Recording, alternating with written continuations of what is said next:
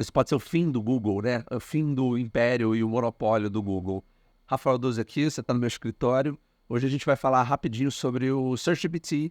Acabou de lançar, semana passada, uma nova função do ChatGPT, o produto da OpenAI. E aí já entrar aqui diretamente no que eu queria compartilhar com vocês, é que o ChatGPT, um dos produtos mais bem-sucedidos da história, em termos de aceleração e quantidade de pessoas que começaram a usar, né, em tão pouco tempo, acabou de lançar uma funcionalidade que estava fazendo falta, que é você, por dentro do ChatGPT, diretamente fazer perguntas que estejam atualizadas naquele momento. Então, para casos desde uma coisa tão simples quanto planejar uma viagem, ele recomenda restaurantes atualizados. Não sei se vocês já fizeram isso, planejar uma viagem no ChatGPT, e aí ele recomendar o restaurante, esse restaurante não existir ou tá fechado, né? Porque ele tinha usado como base um artigo mega antigo sobre um restaurante. Isso já aconteceu comigo. É bem interessante isso.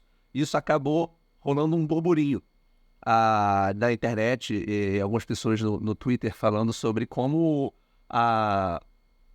isso pode ser o fim do Google, né? O fim do império e o monopólio do Google. E eu tinha uns pensamentos assim sobre isso que eu queria compartilhar com vocês, que acho que pode fazer muito sentido e me lembra bem de uma outra empresa, que é a Kodak, e como é que os dois estão conectados. Mas você vai ver que eles dão ponto sem nó, né? Eles já lançaram isso com algumas parcerias. Aqui é o CEO do Le Monde, uma mídia grande e relevante, falando, essa coach aqui, né? Falando que eles já estão garantindo uma parceria com a OpenAI nessa ferramenta de busca. Isso gerou os comentários, né? O Levels.io, o Peter Levels, um empreendedor famoso no Twitter, da minha bolha do Twitter, ele fez um comentário que eu achei bem interessante, e na real foi o que me provocou a fazer essa gravação. Que ele, basicamente falando, imagina você ser o Sundar Pichai, que é o atual CEO do Google, e você ter anos na frente da competição em termos de AI, ter um negócio que lucra bilhões para você investir em AI, e ainda assim você conseguir, de certa forma, fracassar em conseguir construir adesão o mais rápido possível do que a concorrência, que é o que o OpenAI está conseguindo fazer nos últimos anos, né? Eu achei bem interessante os comentários daqui, foram bem legais. Eu vou trazer uns outros aqui para vocês, mas a OpenAI não é a única fazendo isso, né? Eu queria mostrar para vocês uma outra empresa que tem bastante tempo, já fez rodada de investimento multimilionárias, para justamente competir com o Google em termos de busca, só que usando AI, que é a Perplexity. Aqui está uma do lado da outra, e eu vou usar as duas ferramentas para você ver qual é a diferença das duas e como é que a AI pode ser bem relevante, né? Então, por exemplo, teve, sei lá, campeonato de futebol domingo, e por que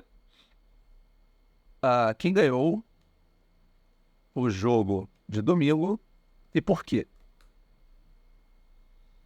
Ó, tem alguns trechos de vídeos, provavelmente pessoas comentando, né? Canais como o R7, o Paulistão, o Jovem Pan Esportes. E aí tem algumas notícias aqui, né? Eu poderia, sabendo como o Google funciona, falar quem ganhou o jogo de domingo. Eu sou péssimo de futebol, então às vezes até as minhas perguntas são ruins, né? E aí tem matérias mostrando o placar dos resultados dos jogos. Mas vamos fazer a mesma pergunta que eu fiz inicialmente aqui pro Perplexity. Quem ganhou os jogos de domingo e por quê? Ó, o Flamengo venceu o Atlético Mineiro por 3-1 no jogo de ida da final da Copa do Brasil. Eu já sei que ganhou. Aqui eu teria que escrolar melhor, não teria certeza. Ele provavelmente, o Google aqui não sabe do que eu tô falando, qual jogo, aonde, qual campeonato, futebol ou é algum outro jogo. E aqui no Perplexity ele já trouxe uma resposta para mim, que é o que eu esperava, e trouxe as fontes, que isso é o mais importante. Ele poderia só inventar isso aqui, né? E aí, queria explicar isso bem rapidinho, um parênteses, sobre como as inteligências artificiais funcionam. Elas são treinadas em cima de milhões, bilhões de dados. Só que esses dados têm um certo momento, um prazo. Ou seja, se essa inteligência artificial foi treinada até o final com dados até o final de 2022, ela não vai saber o que aconteceu ontem, um domingo, novembro de 2024. É por isso que, às vezes, a gente tenta fazer esse tipo de pergunta com contexto mega atualizado. Imagino que vocês já saibam disso, mas geralmente pessoas da minha família, eu tento explicar que você não consegue ensinar nada para IA entre conversas, né? Às vezes, numa única conversa, você até consegue fazer isso. Essa é a diferença de você usar o Google, que tem todos os dados ali organizados que você consegue buscar, e uma IA, que ela vai pensar e refletir e reproduzir certas coisas, remixar certas coisas em cima da sua busca. E é por isso que as fontes são mega importantes. E aí, voltando aqui pro Perplexity, né? É meu trava-língua. Falou, ó. A partida de volta está marcada para o próximo domingo, dia 10. Ou seja, ainda adicionou uma informação que eu não tinha perguntado, mas é relevante, assim, para eu que estou querendo saber sobre como foi o jogo de domingo. Então, não é como se a Google já não tivesse nenhuma competição, ou até mesmo a OpenAI. Inclusive, no início, a tecnologia por trás da Perplexity, pelo que o próprio CEO deles e fundador falou, era o próprio ChatGPT, era a tecnologia por trás do ChatGPT. Mas eles queriam criar essa ferramenta de busca e pesquisa que desse confiança e fosse seguro para não garantir que informações são inventadas com muita confiança para os usuários finais.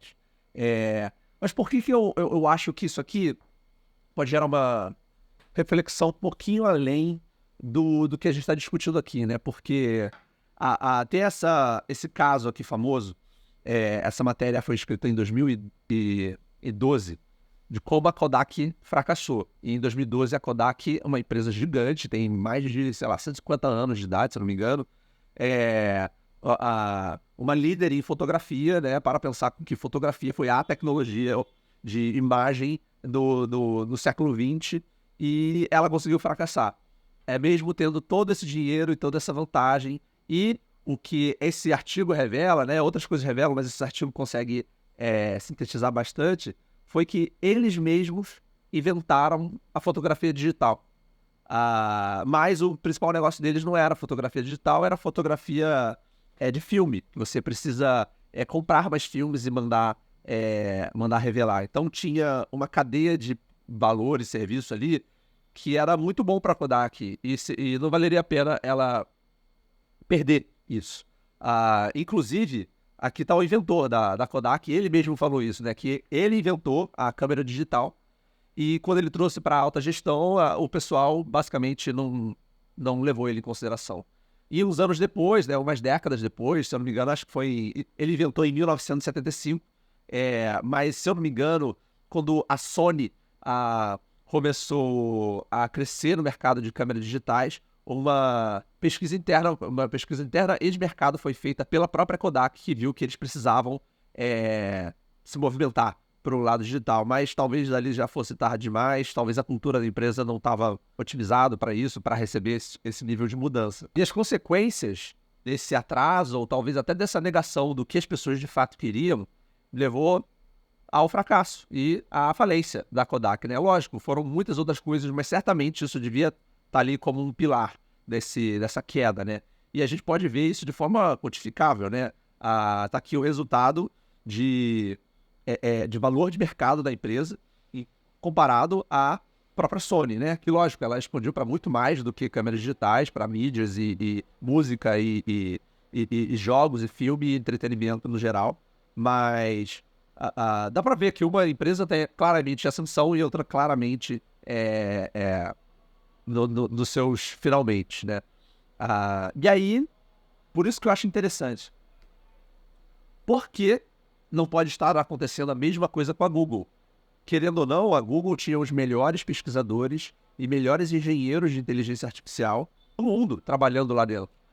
Tem um documentário bem legal que eu recomendo para vocês, que é sobre aquele jogo milenar de tabuleiro oriental chamado Go, que foi sobre a tecnologia de Deep Learning que o time da Google construiu, que conseguiu superar qualquer humano jogando Go. E é diferente do xadrez, porque o xadrez, teoricamente, você consegue mapear todas as possibilidades de jogos, né? Combinações possíveis do xadrez.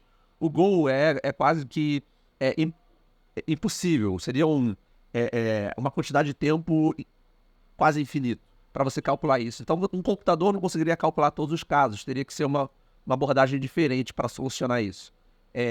E a Google, com essa vantagem, ela não conseguiu estar liderando inteligência artificial. Eles basicamente estavam sentados em cima dessa tecnologia e não fizeram nada, né? Eu acho que eu entendo a crítica, mas ela talvez seja forte demais, né? A gente está falando de um time frame bem pequeno, né? São alguns anos, né? Sei lá, 10 anos. Para pensar que esse problema aqui da Kodak que eu dei de exemplo foram décadas e décadas. Deixa eu compartilhar com vocês só um pouquinho de escala, que esse eu achei interessante, né? Basicamente um cara reclamando da crítica, mas eu achei legal esse gráfico que ele calculou com alguns dados públicos, mas tá aqui a Google, né? Hoje, todo dia, existem 3,5 bilhões de buscas no Google, todos os dias. E aí tem um outro concorrente que não foi listado aqui, que é o Baidu, da CashDays, que é perto disso, é 2 bilhões, se eu não me engano. Mas depois disso, que é popular aqui no Ocidente, o Bing com 900 milhões, que tem vários anos, com muito investimento, de uma outra gigantesca, que é a Microsoft. E aí a Brave, que é uma empresa de software que faz browser, mas eles têm o próprio buscador deles, que é focado em segurança e privacidade. Mas logo depois ali, 14 bilhões de Perplexity. Confesso que esse CAGE eu nunca tinha ouvido falar. Bem interessante, depois eu dou uma olhada. Mas 14 bilhões já o Perplexity, mas em termos de escala, realmente, assim, tá muito no início. Eu, pessoalmente, fico otimista e acho interessante ter a competição, principalmente usando inteligência artificial. Ainda é uma semente, mas que tem potencial de crescimento, né? E, assim, o ChatGPT, ele tem como produto, ele tem muito mais usuários que o Perplexity, então o gráfico dele pode ser muito maior que isso aqui. A questão é, será que eles conseguem chegar até algo que ameace o Google? Eu não sei. E aí tem esse outro gráfico que eu achei legal, que é usando buscas no Google, né? E comparando o ChatGPT, o produto ChatGPT, com as outras inteligências artificiais, como o Claude, é uma que talvez você já deve ter ouvido falar, se você tem interesse nisso, você busca. Eu uso todo dia. E o próprio Perplexity, né, que eu estava usando como exemplo. Então, é outro exemplo de escala também, né? Porque muita gente estava falando que o Perplexity ia matar o Google, mas ele não tinha conseguido essa escala grande o suficiente como o ChatGPT. Isso aqui é usando tendências de busca no Google, né? E aqui não tem nenhum número, né, pra gente comparar, mas só que acho que dá pra ver pela proporção o tamanho do ChatGPT. Então, assim, eu acho que tem base pra gente falar que a Google tá ameaçada, assim, mas eu acho que não dá pra dizer que ela tá fadada ao fracasso, né? Como foi o caso da Kodak, que acho que dava pra ser mais fácil de anunciar. É outro tipo de mercado, outro tipo de escala. O Google faz muito dinheiro, basicamente é uma empresa que imprime dinheiro praticamente. Então, assim, eu acho mega interessante de ter novos players criando novas soluções para a internet conectada. Eu uso inteligência artificial para fazer buscas, entendendo essas limitações, né? Como eu estava falando de você ter as referências, ter as fontes, de você garantir que você entende que tem certas coisas que você está inventando, tem certas coisas que você tem que fazer um double check ali. E eu uso todo dia, mas sabendo dessas limitações, entende? E quanto mais essa tecnologia vai melhorando, acho que mais interessante vai ser a gente continuar usando. Bom, isso foi o que eu tinha aqui para compartilhar no vídeo de hoje. Escreve aí no canal, eu vou tentar gravar esses vídeos umas 2, 3 vezes. É literalmente uma câmera que fica aqui, eu aperto o botão, começa a gravar, falo, compartilho uma coisa. E me fala aí nos comentários se você já pensou sobre isso, ou se você costuma usar inteligência artificial para fazer buscas no seu dia a dia. Vai ser bem interessante conversar com vocês. Valeu e até a próxima.